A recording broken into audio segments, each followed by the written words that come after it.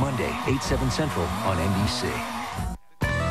You're watching Beyond the Headlines.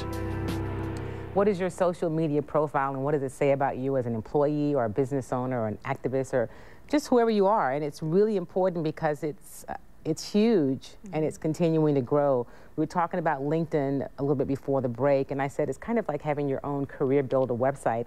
And you said it's like your own PR firm. Correct. And it is the place where it's appropriate to say, I've done these things, right, or I'm good at these things.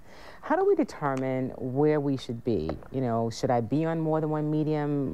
Which one should I use? How do you know that? Well, it depends on what your goal is. I personally believe that all professionals should be on LinkedIn. As Karen just gave you a laundry list of reasons why. When you look at Facebook, do you need to build closer relationships with people? Me, as a speaker, I get a lot of bookings as a result of being on Facebook because people feel like they can see me. Now, Twitter is very confusing for most people. Yes, I fall into that category. But it's powerful. I'll give you an example. Karen and I attended a conference earlier this year, and it was my first time at this conference. I didn't know anyone there. And so I said to myself, you know what? I'm going to get on Twitter 1 month before the conference and start looking for all the people that are mentioning the conference. And so I started tweeting with these people ahead of time saying, hey, I'll see you there. And Karen can attest, when we arrived, I had 100, 200 people that were huge speakers. I didn't even know who they were. Some people were hugging me. And Karen was saying, do you know who that is? And I'm saying, yes, that's my Facebook friend. She's like, that's the highest paid comedy speaker in the world. And so what you can do is you can use that to kind of scope out situations before you get in. But again, it depends on your goal. Don't get on everything. As Karen said, figure out the best fit for you and become really good at that. But you mentioned earlier, Karen, it takes time. It does take time. And so we should probably make some kind of a commitment to how long we're going to be on these platforms or networks. What's realistic? Because some people sitting at home will say, you know, I don't have time for all of this foolishness. You know what? I don't have time for it. And you said you'd make some time. Well, I have a sign on my computer screen and it says black hole. So I'll start in the morning because I have a commitment now to put 10 posts up, let's just say, on Twitter. And I put them in Hootsuite so that they go out there on a timer. And then I start reading them. And then all of a sudden I link onto something else. And I can go into the black hole. And the black hole is a place where I just keep going deeper and deeper, and pretty soon I've lost where I started. You have to really be focused, and you have to be, have some self-discipline. Otherwise, it can be a big time waster. So I try to put an hour in, just 1 hour a day for me on social media. And the more I'm on it, the more, you know, I'm finding that I am now connecting with key people. It didn't start off that way for me. Before, it was just where I was putting out information.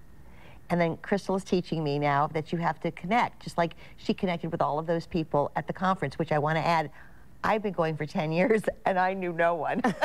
She's been on Twitter for a month and everyone's hugging her. Do you think I was learning something that day? So let me guess, are you now spending more time on Twitter? I'm trying. It's not really natural for me. I have to really focus on connecting with people. I'm really good at pushing information out. But to be honest with you, I can do one connection maybe a day. It's you know, hi, I noticed you or something. So you're actually connecting with another person. And you do this on Twitter. I do it on Twitter. I would think that that's what you do on Facebook. But you're saying you push information out on Twitter, but you also find someone and connect with them as well. Here's how I like to describe Twitter to people who don't understand it. Let's say that I pushed an article out today that was on, let's just say that it was on Beyond the Headlines. Let's just say that I was talking about That's a great place for it to be. Okay, so I put it out there, watch me today, boom, and it goes out.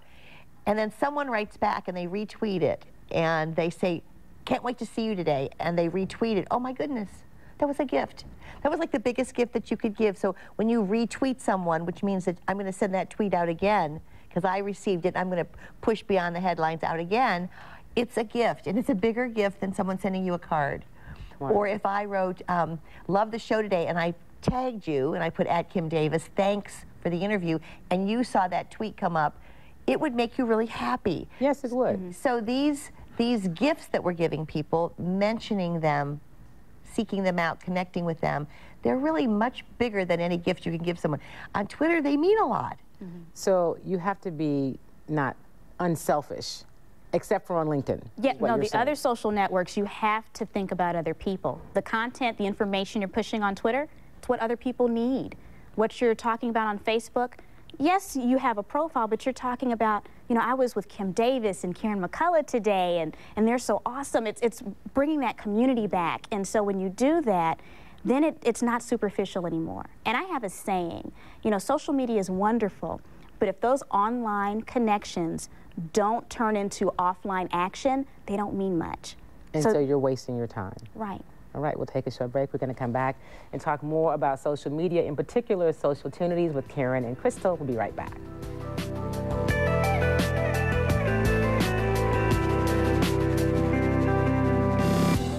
Looking for the key to better skin? Before you head to the dermatologist, take a look at what's on your plate. Why, some doctors say when it comes to your skin, you really are what you eat. Monday morning here on Local 2.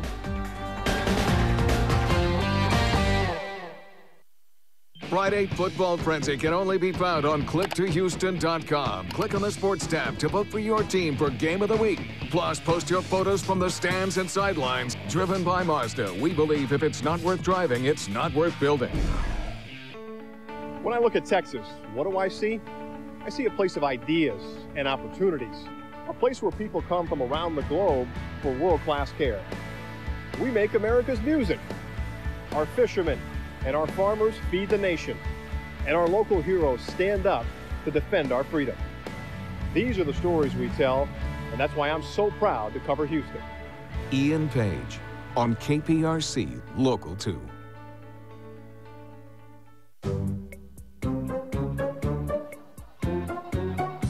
Everybody loves that cushiony feeling. Uh-oh, I gotta go. And with Charmin Ultra Soft, you can get that same cushiony feeling you love while still using less. Charmin Ultra Soft has extra cushions that are soft and more absorbent, so you can use 4 times less versus the leading value brand. Using less never felt so good. We all go. Why not enjoy the go with Charmin Ultra Soft? Check out what's new and hot this fall at Discovery Green. Tee up at the artist-inspired Insperity Golf Experience. Treasure hunt at the monthly Discovery Green Flea. And enjoy music from the region's best bands at the Thursday Concert Series. Find our events calendar at click2houston.com. Every weekday, we have lots more fun coming to you. Feeling good. This is going to be unforgettable. Is contagious. The power lies within you. The Dr. Oz Show. Catch it weekdays. Weekdays at 3 on Local 2. You're watching Beyond the Headlines. So I think people have expertise in different areas, and it's important to tap into that when you can. So while you can learn a lot from watching Beyond the Headlines, and we'll have the information about Crystal and Karen on our website, it's also important to, take a class, get information. So you guys have a workshop called Social Tunities, which is, I just love the name. Thank you. Which was really helpful because I realized the more I've talked with you, the more I don't know, and so people think I'm this expert on Facebook because I have so many followers, and I'm not. Right. So the classes are helpful, and because it's always changing, it's a good thing for people to do, sign up for. Right, and Karen and I, we enjoy doing the Social Tunities classes. And they're actually fun. I didn't feel, I don't want to be talked at. I don't, and so you guys do a good job about that. Well, I think what it is we bring balance. I'm the Gen Y techie. I'm very techie. Karen is the baby boomer that really brings that, what are we really doing here, feel to it. And so between the two of us, everyone feels comfortable. So, if I can just give one piece of information, just learn a little bit about social media each week, whether you come to our Social Tunities class or you go online. We're even on Facebook, Social Tunities. We do a tip of the day. Just make sure you're taking just a few minutes to just learn something small. You don't have to master it overnight. How difficult was it for you, Karen, getting started? Well, I started 3 years ago, maybe now 4 years ago, and nobody was really doing very much, but I saw, because I'm a businesswoman, I saw, wow, this is free. If this works, I don't have to pay for advertising. I can begin to really use these tools to get my brand out there. And because I've always talked on branding, I saw immediately that you can really create an online brand quickly. So I took little baby steps. But I will be in a Social Tunities class, and Crystal will say something, and I'm continually learning, I just learned Hootsuite this week. I'm so like, whoa, I love it.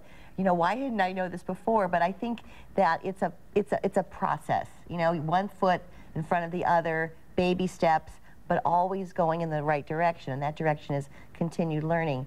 And may I also add, with Google doing, what's it called, Google Google Plus. Google Plus. And they just turned 13 last week. Google just turned 13, and yes. so that's amazing. And now they have some new thing they're doing, Google Plus. Google Plus, right.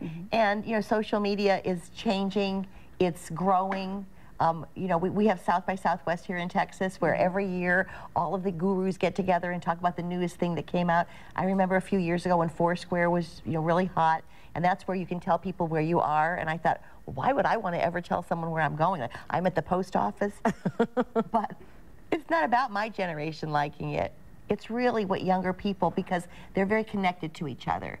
And so the more they can connect, the more they can show you who they are and have a voice, the more these tools are going to be, you know, used. And I think that we have to begin to understand that it may not be what I want to do, right? But there's a lot of people out there that want to know where you are. And I have to say this too. I did a show a couple weeks ago about business building, and I had a comment from a viewer who said, you know, a lot of people have jobs, and it's insulting when you talk about building business. So I want to say that this isn't just about starting a business. I mean, you can use social media, if you use it correctly, on your job to be more of a benefit or an asset to your company in building their brand, if that's what you want to do, or your own brand. So these are tools to use even beyond just the whole personal business. Any final things?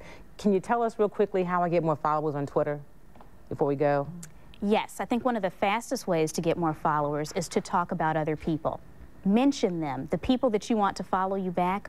Look at their tweets, see where they're adding value, retweet it, and then say at the end, what a great poster. I agreed with point number 3. When you start talking about other people and they know that all your followers see it, they're going to start to follow you back, converse with you, and then their followers are going to start following you. So that's the whole community piece again, understanding that it's not just about you, embracing other people. Karen McCullough, Crystal Washington, as always, thank you so much. The workshop is Social Tunities. We'll have information about it on our website. And I guess the biggest thing is just don't be afraid of social media. It will continue to evolve, and we'll continue to try to give you tips to manage that. I'd like to thank Crystal and Karen for joining me this morning, and of course all of you for tuning in. If you'd like to check out some of the previous shows or get information on today's show, log on to Click to Houston. And if there's something you'd like for me to check out, let me hear from you. You can reach me at kdavis@click2houston.com. That's kdavis@click2houston.com. You can also check out my Facebook page, or please follow me on Twitter.